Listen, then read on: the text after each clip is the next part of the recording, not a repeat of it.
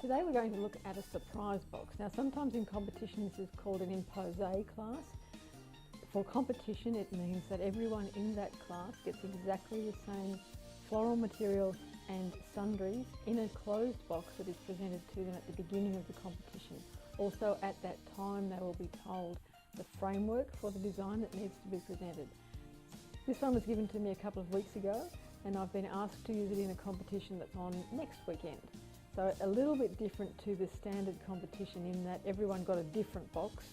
So I don't know what's in it, I haven't opened it as yet, and the normal course of events would be that you would open the box, see what's in it and then do your design. You do have a limited amount of time to put the design together when it's in a competition framework, anything from an hour to 6 hours depending on the competition. So let's get started, open up the box and see what we've got. The title that I need to use all of these components for is Twisted or Twister or Twisters, so it has to have a twist in it. I had the 3 words as part of the competition title design. For this design it will be on the bench, it will be judged from the front and the sides. There is a 70 centimetre width restriction but no height restriction, and I already know that there's some reasonably large stand in it because of the wire that's sticking out this side. So let's just get a start and see what's inside.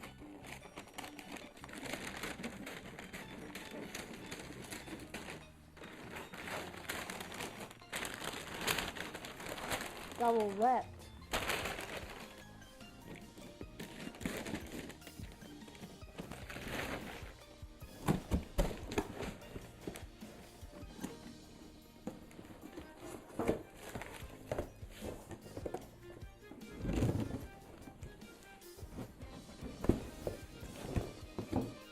So for this particular surprise box, I don't have what we would normally get as in fresh plant material.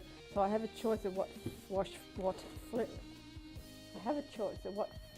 plant material can be used.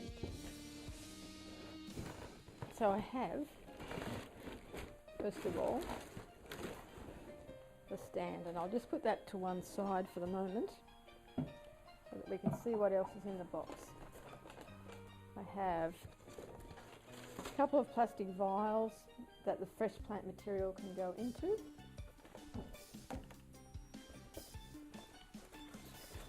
Some nice dried twigs.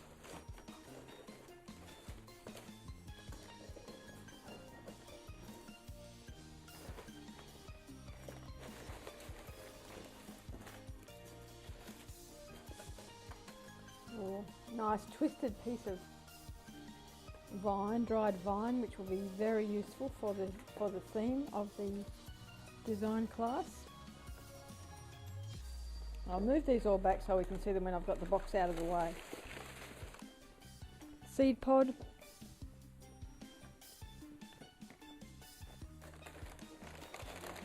More vials. Probably won't use the newspaper. Some paper bark, Australian native tree, a paper bark. This is the paper, the bark itself gets shedded probably twice a year and it's nice and soft and pliable to use. And some leaves.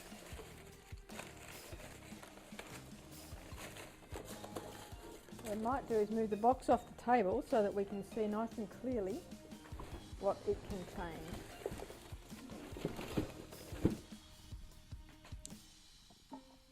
So we have the stand,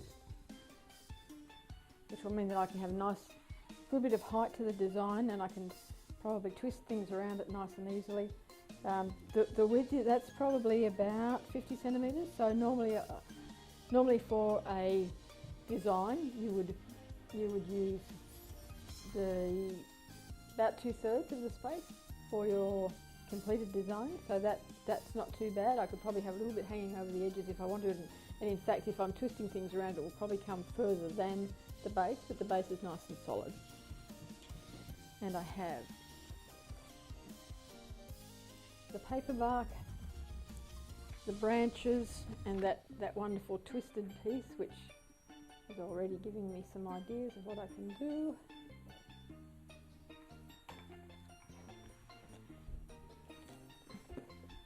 Plastic vials, a couple of different sizes, so these could be covered in fact with the paper bark and then placed at various points through the design. They've got good strong lids on them, as you can see, so that in fact I could actually probably have the plant material upside down. That's going to seal the holes nice and small enough that the water won't drip out if the plant material's upside down.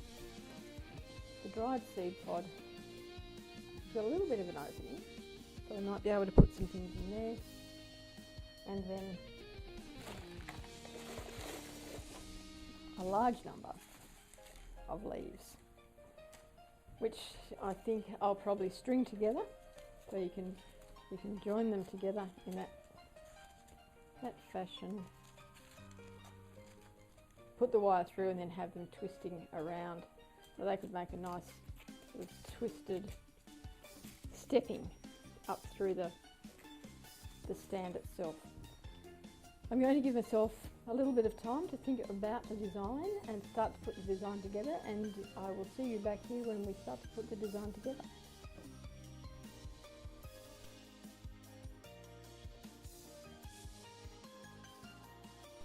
So I've had to think about the design and the elements that I need to incorporate into our twister design.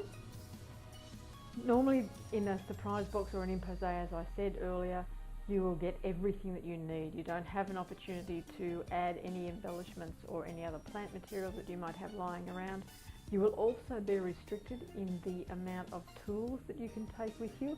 Generally, the organisers will give you a list, and they will check before you go into the competition room that you only have the prescribed tools and wires that have been listed for this particular competition. It is different between competition to competition, so you do need to check on that as well. Don't just assume that you can take in your work bag with all your bits and pieces, because you will not be allowed to. So you'll remember from yesterday that that gives away how long it took me to think about the design, that I opened the box and I had a number of elements in it that were to be considered for a design titled Twister. I also had a look in my bits and pieces, and because I didn't feel that anything that came in the box was enough of a focal point for that particular class title. So what I found that I did actually collect from a park a little bit while ago whilst on a picnic. It's the outer covering of a palm spade, a native one, so it's quite soft, almost paper thin in fact, but it is, as you can see, nicely twisted and crimped. It has dried that way, so I swooped on that when I saw it on the ground and thought that at some point it will be useful. And I guess we all have cupboards full of things that we think at some point will be useful. So I'm quite pleased that I'm using this within the month of when I found it. That will be the focal, that's going to give me both the shape and a focal area that is indicative of the title Twisted. What I can use in conjunction with that is a piece that came in that box of surprises, and that was the dried vine that's got some nice twists in it. The paper bark I will use, but I will have to use some additional paper bark because there's not quite enough here, because what I'm going to use it for is just for covering this base. And the beauty of covering the base like that and having it a little bit over the edge is that it will give the design a little bit of height off the competition bench. And this is something that we recommend you do whatever design you're doing. Even if it's just that you slip a couple of old CDs or a bit of cardboard underneath your base to lift it off the competition bench, it makes all the difference when you're looking at it from a judge's point of view. They do like to see it. This particular bit of paper bark has got some nice twists and turns in it, so I'll probably use that across the central part so that it does become a little bit of a feature. I could also leave it up a little bit. I'll see when I get to covering the base whether I actually leave it up a little bit so it is actually twisting up into the support stands, and I will add some additional paper bark that I have here to cover the rest of the base. These were the branches that were in the box, and I tried a number of ways to incorporate them. They're a little bit too stiff and a little bit too formal in their shaping to be twisted enough for this particular design. So what I've done is actually cut the ends off most of them, as you will see. And I'm going to use the ends as a bit of a feature. So we'll move these out of the way because we're not going to use those, but I just wanted to show you that I had thought about them and discarded them. In the normal course of events, in a competition, you would be expected to use around about 80% of what you're supplied, and they will check. The stewards will come around at the end of the competition and they will take the box that you've got and put it beside your design so that the judge can see how much material you used from what was supplied. So it is an important part of the design. So these are the ends of those branches, and I'm actually just going to join them together with some wire and have it as a piece that I'll wrap around it as a feature piece in one of the two sides of the design as I work together. But rather than use the standard wire, which we would use to do that sort of activity, I've actually elected to use some copper wire. Now this purely because it's twisted, and so it adds to the interpretation of the design. This is stripped out of an old bit of cable, so it's perfect, already twisted into that shape, and it'll be easy to work with to use in the design. It's also the right colour in terms of the colours that I'm using in the design. I'll show you how to do that shortly. In terms of colour and floral material, I thought a whole lot about flowers, and really at this time of year for me there's not a lot of flowers around that can be twisted or manipulated in any way. So I've gone back to some Australian natives that I know I can manipulate in a certain way and get into a certain shape, and they are the Banksia flowers. And I hope that you can see, if we do a little bit of a close-up, that they have little hooks on the end of the flower stamens, and that's a really useful thing to have in a bit of floral equipment because they stick together. You don't need to attach them with any other form of mechanic, and so you can do the building block thing, and you'll see in a minute they go anyway. I have to push it on harder to do the upside down bit, but very easy to work with, good strong colour. They come in quite a range of sizes. These were a bit of rhodesidia that were picked this morning, so they're nice and fresh and good to use in this design while they're still fresh. As they dry out, those hooks will open up, and you can see on this one that they've opened up to almost straight, but they're still strong enough to hold the other material together onto it, as you can see. Push them in nice and hard. So they'll be a useful element. They do have ants in them, so if you see me wiping the table, it's because there's ants here. I'll get into trouble if there's ants in the office. Neatly into the bin. The other element that I'm going to incorporate is some autumn leaves, some fall leaves, because that's the time of year it is at the moment. These again were rhodesidia. I'm going to leave, at this point I'm going to leave the stalks on them. I know that many of you will be familiar with wiring these up and having them draped through a design. There's also a wonderful technique where you can fold them, fold the stalk in, fold them together and glue them, and gives you a great cone shape that you can use for all sorts of designs. And I've actually used them and completely covered a container so that it looked like it was just all of these cones of leaves all the way up the container. Quite spectacular for this time of year. In terms of wiring, I've started to, and that's the other thing, I've added a few of those dried leaves that were in the box. I've added to the base of this just to keep it nice and secure, rather than have, because these are still quite soft, to have them pull through the wire too much. In terms of pulling through the wire, the base of this, I've just put a circle the wire into a circle and then started to thread the leaf material through. The idea of keeping them nice and loose is that they'll be able to manipulate them once they're in the design so that they can look like they're a bit twisted where they're going in the design. The other trick that I want to, technique that I want to talk to you about is when you are doing wiring, you know that your wires always come with a flat end. And the best thing to do is to give it an angle, because that gives you a point, and so it'll go through any material. And so it's just cutting the wire on a 45-degree angle, simply like that.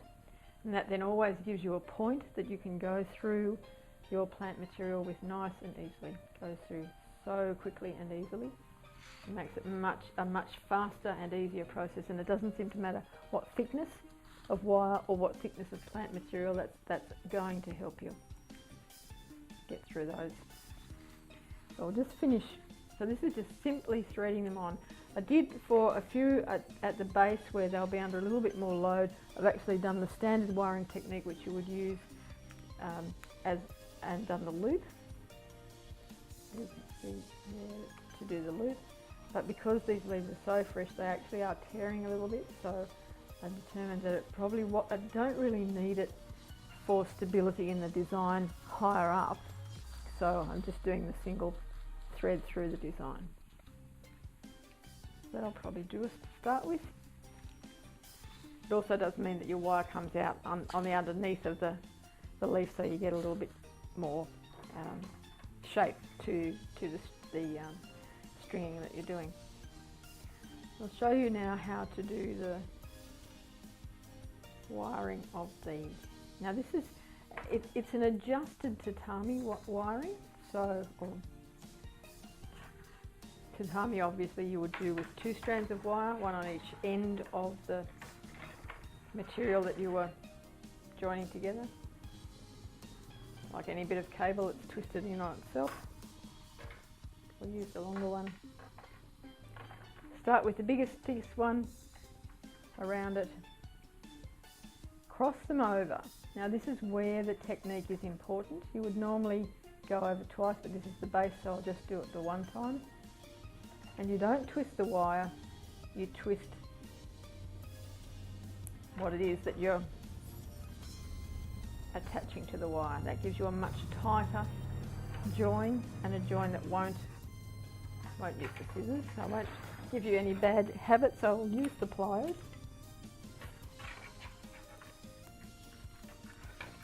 Just to flatten out that wire against my bit of timber. I want to leave that loose because I'm actually going to come back to that and when I think about how it's going to be attached to the base. Don't need those anymore. So from now on we do the double wire. So you go over and over, then twist the item that you're wrapping, not the wire, because you'll get, again, the much tighter. Join 2 times, and see that's not going to move at all. Whereas this one I could probably pull through. I've pulled it fairly tight, but that one's quite loose. This one, there's no way that that's going to move.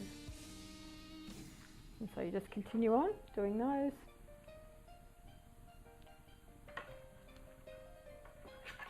Over twice, and then around twice. You'll see how useful that will be.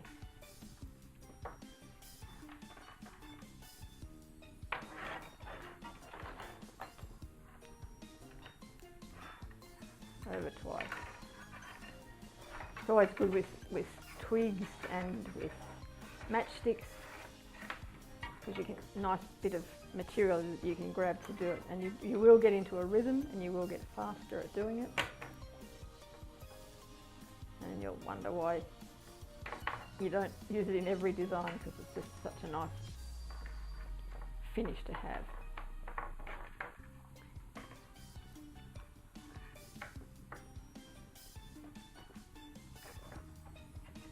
finish these off nice and quickly.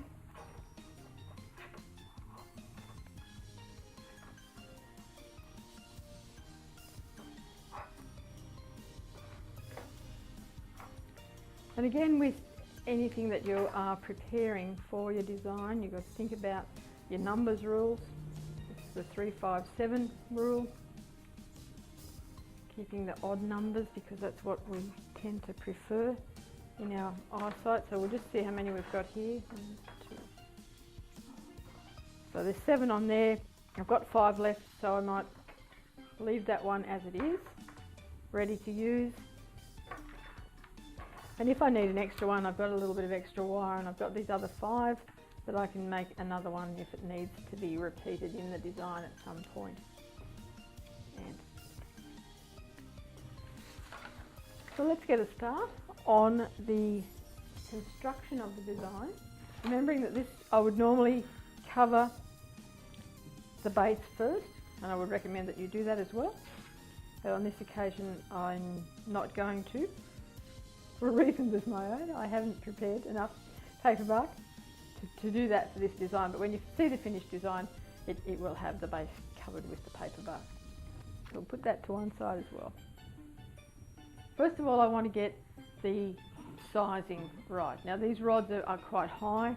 Remember we talked about the design 70 centimetres of allowed space. So this is going to fit nicely into the allowed space, giving me space around for the judges to see that the design on its own, not jammed up against the next one. So you're not crowded in, you have space that is your space to fill. These rods are much longer than the base. Now we talked about base height would then be 1.5 times the base. So this is about 40 centimetres, the base. So we want to go about 60 centimetres high. I'm going to leave them this height while I work on the design, and I'll just do a visual. But you could measure and you could mark it with tape, insulation tape, something that's coloured, a bit of wool, a bit of coloured wire, anything that gives you the height, and then you'll know that you definitely have to go at least that high, and if needs be you can go higher, so long as it still looks balanced, doesn't look like it's going to be top heavy or fall over or fall towards the judge, all of those sorts of things that you'll lose points for. So this is my feature piece, my focal point. So I'm going to place that first, just so I know in terms of the balance for the design, where I want it to sit. And I'm probably going to put it at about that height.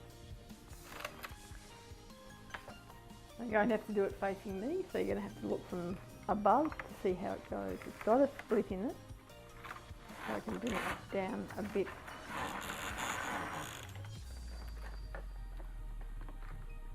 And that, in terms of where I want it to sit, is about right.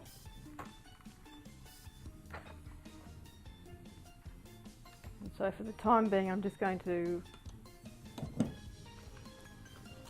reaching for the wire.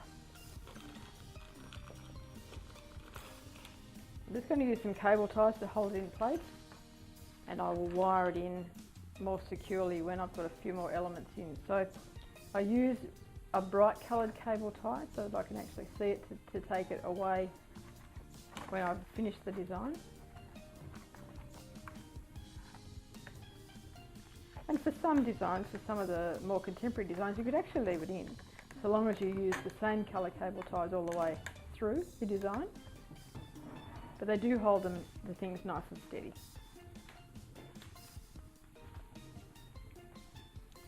The things, that was very technical. The elements, nice and steady. You knew what I meant.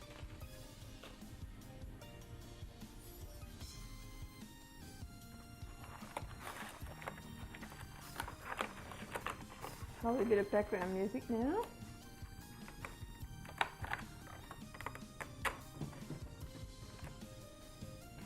So, that's how it's looking, ready as a place marker, so that I can see what I need to do with the rest of the design. To me it looks twisted. It's twisted in its shape as well as being physically twisted as an element. So what I would like to do though is have this as a balancing element on this side.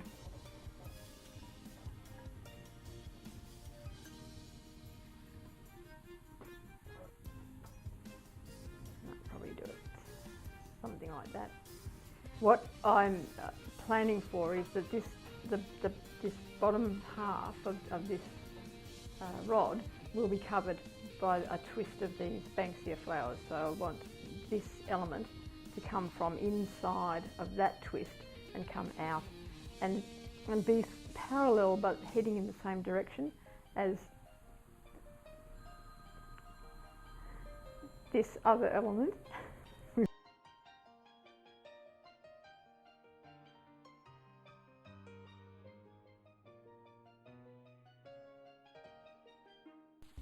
The other thing that I had in my bag that I thought I might be able to use are these pieces of twisted dried plant material. Now you'll probably be fairly surprised to learn that these are just the dead leaves from an agapanthus.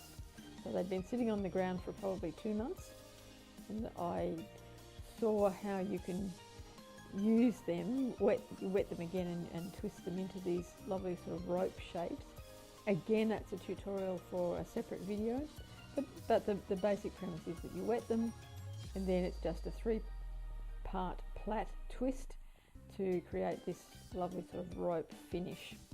They're a little bit dried out now, so I'll have to be a bit careful about using them, but I think that as a highlight for the twister, these have come out of a different design, which is why they're already on the toothpicks with the tape. And I might or might not need that, so I've left them there in case I do need that extension to get it into the design.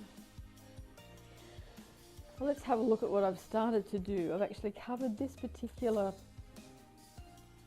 rod with double-sided tape, so this is just the covering tape on it that we'll remove now, so we can start placing the rest of the material.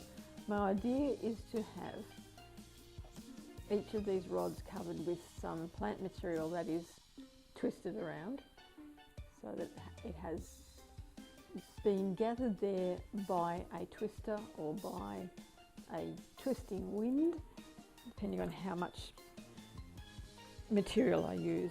So what I found when I started to attach the dried leaves that we were using was that they don't stick very well to the double-sided tape. So I'm actually using them as sparsely as I possibly can and sticking them on first, and then this other maple leaf, they stick really nicely. As soon as you touch it, it's around. I have left the stems on these, and I'm actually going to see at the end whether I can, they're still pliable enough for me to twist around into the design, which I think might be a nice finish to the design to emphasise the twisting line. But if not, I'll just clip them off really close there. We want to make sure that the rod is reasonably covered. We can always come through later on and do a little bit of filler with some bark chips or some fibre or some moss, but still probably would go for some tillandsia, because that's going to allow me to wrap it around. It's fine enough to be able to wrap around and keep that twisted motion happening. So if we just, what I'm trying to do is pick out in the dried leaves the ones that are most twisted.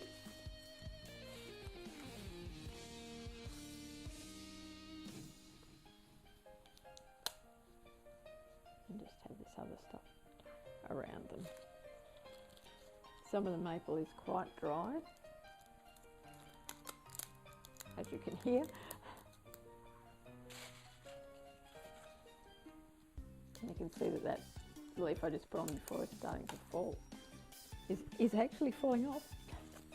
But that's all right, because what we might have happen is that enough of the maple leaf will be there that these other leaves will actually just sit inside where the maple is, like that.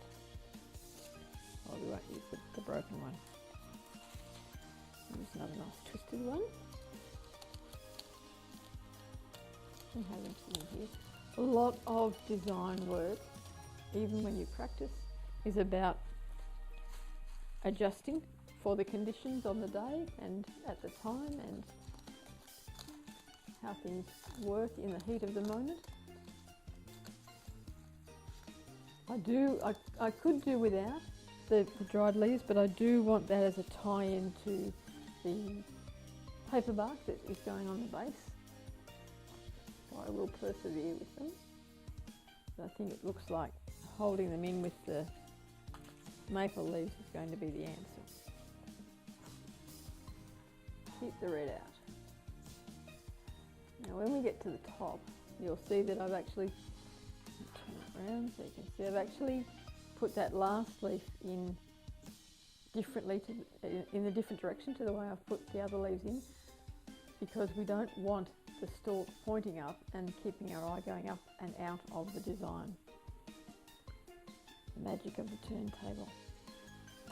Now I'm not entirely happy with having too many of these stalks. I think they're a little bit long, so I'm just going to take them off.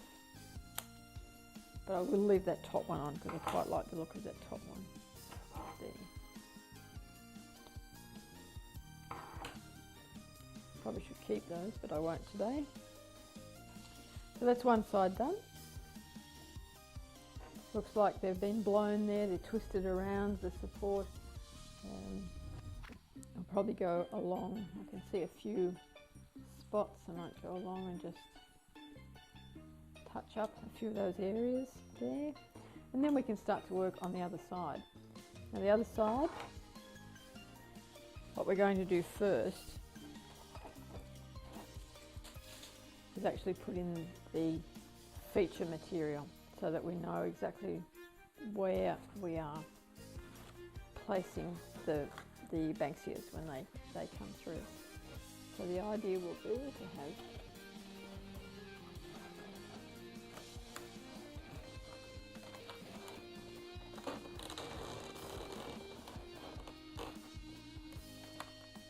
what I'm hoping to do is have that so that it hits the top of the double-sided tape, and we'll hold it there. For this side, for the moment, I'm going to hold it in place with a cable tie.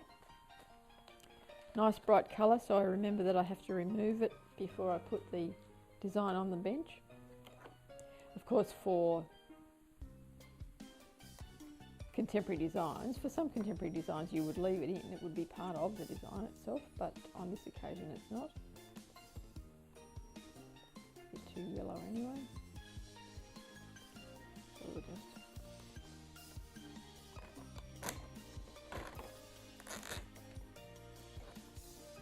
for the time being hold it in place.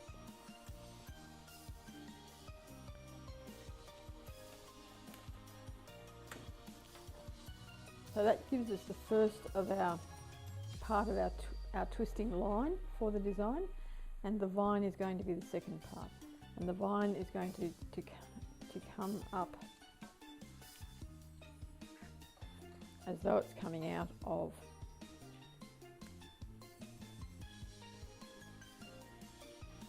the spade colour.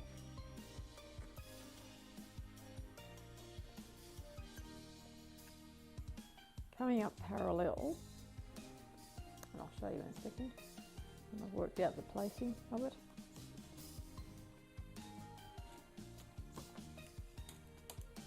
And if I can work it reasonably gently, I'll be able to get it so that it is anchored of itself around this other support.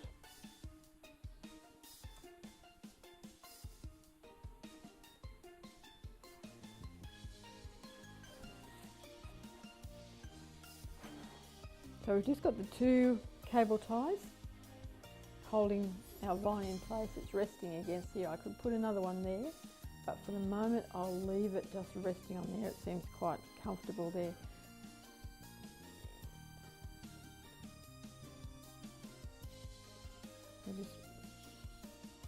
In fact, I will put a cable tie there because when I put the Banksias up, it'll cover it anyway.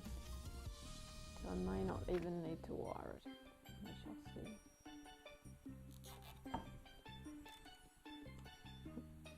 For this particular cable tie, in case I do leave it there because it's covered by the Banksia as it goes up, I will trim it now because I won't be able to get into it once the Banksias are in place. and that will probably actually hold it better than wiring it in at a later stage. So that's nice and firm now there, and we'll start to build our twisted column of Banksias. And it's simply a matter of starting at an angle, pushing it up against the rod. You can see there it's up against the rod, and then you place the next one hard into it the same way. There we go. And so we'll just keep building it like that, making sure that the rod is covered and the angle of the Banksia placement looks like it's being twisted around. So in fact I'll probably bring one across now in that spot. Nice little one.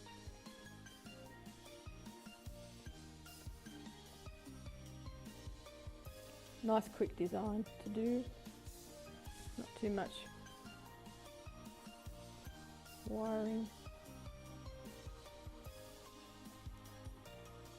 Sometimes go in the same direction so that it doesn't just look like it's a cross stitch version.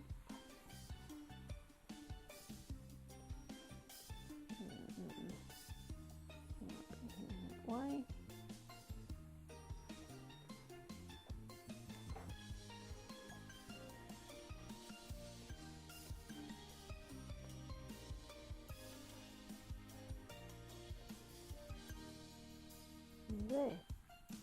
There we have our twisted column of Banksias,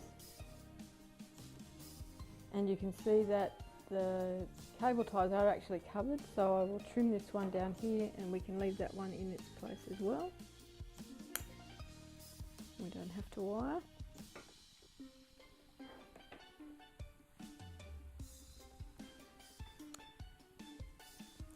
What we've got at the moment are two distinct designs. We have this column here, this column here. So what we need to do is bring them together with something. Now what I will do is place this one. This might take me a little bit of time to do the physical placement of it, but once it's in place then we'll start to add some of our stringing and some of our extra pieces of maple leaf so that it actually brings the design together.